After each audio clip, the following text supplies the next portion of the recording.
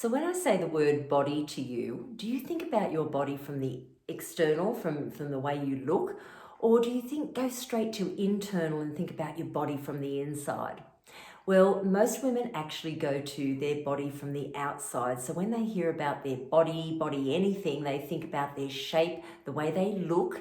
And so therefore it's quite natural to do that. And I guess again, with all my talks and my education with women, that's what I like to focus on when I have the category of body, because I think about our body from the outside. And when it comes to inside, I call it health. It really comes under a health category for me. So here I'd like to talk about your body, and I'd like to give you a foundation about your body, because there's so many unhappy women walking around about their bodies. They're just not satisfied with the way they look.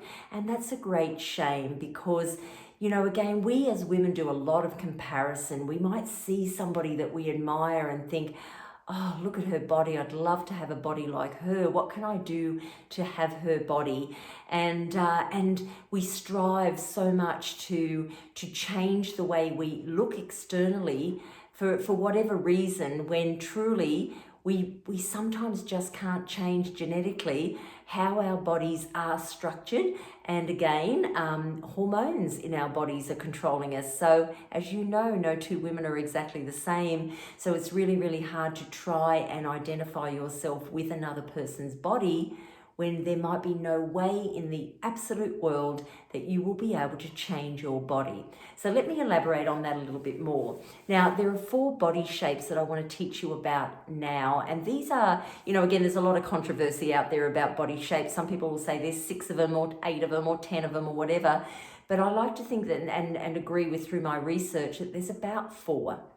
Okay, and yes, there are changes to those 4 body types, but the changes will come through, it could be a slightly structural different change, but most of it will come through lifestyle, okay? So we can change it with the foods that we eat, we change it with the exercise that we might do, okay? So let's go back to those 4. Now, the first one I want to talk about, and I've got this in my book, so my book is actually found on my website, and talks about in depth about body shapes and the foods around body shapes and things, and the exercise for body shape too. But the first one is the thyroid, and the thyroid body shape is let's go back and say, well, where is the thyroid? You find the thyroid in the neck, and the thyroid in the neck's actually, again, it's a dominating hormone for women. You can have too much thyroid or too little thyroid. But a thyroid hormone actually controls the long and the lean body type. So if you see a woman who's really, really tall and she's really, really thin and she's got long arms and long legs, and you'll often see her on a catwalk, for example, then she's dominated by her thyroid gland. Now, if you're not that body type and you admire that body type, trust me, there is nothing that you can do that can stretch your body to look like that body type. Trust me, there will be women that have tried to do it over time, but it's not possible because you're not that body type. You're not dominated by your thyroid gland. Now, another one is the pituitary. The pituitary gland is actually found in the brain, and the pituitary gland, it's like a pea-like gland that actually, again, changes the shape or creates the shape of a woman's body. And the pituitary body is what I call the baby doll, and I say that with all the affection in the world. The baby doll will tend to be a shorter woman, so maybe she's 4'9", or she could be 5'1", and she's quite short, but she's also quite soft in the skin. She finds it very difficult to put on muscle. In fact, she probably can't really have muscle definition simply for that reason, that the hormone is controlling that lifestyle side of her, and so therefore she can't change that. So the baby doll out there will be, again, the height is there, the visual, I hope you can see what I'm saying there. It's a little bit softer, a little bit more round, but still a beautiful person. But again, if you are a baby doll and you see that thyroid woman on a catwalk and you wish to be like her, you've just got to know that you can't be, you won't be, it just isn't possible. And then you've got the adrenal. Now, the adrenal woman is what they call the triangle body shape, and the triangle is very broad in the shoulders. She'll have a very large bust, or tend to have a larger bust, and she will go down to quite a small hip line and narrow legs, and she finds it very easy to put on muscle definition, and that particularly in the legs. Is where she will be able to really strengthen her legs. So you may have seen these women around where they are quite big busted and narrow hipped. So again, controlled by the adrenal gland from the brain, all right? Can't change it. If you're not that, you can't change it. And if you are that, you can't change it. That's the point I'm trying to put across. And the last one is my one, and it's the Gennadel body. It's controlled. The gonads sit in the ovaries, and the gonad body is what they class as the pear-shaped body or the hourglass body. And you might say, well, hang on, Louise, they're two different bodies, but they're not.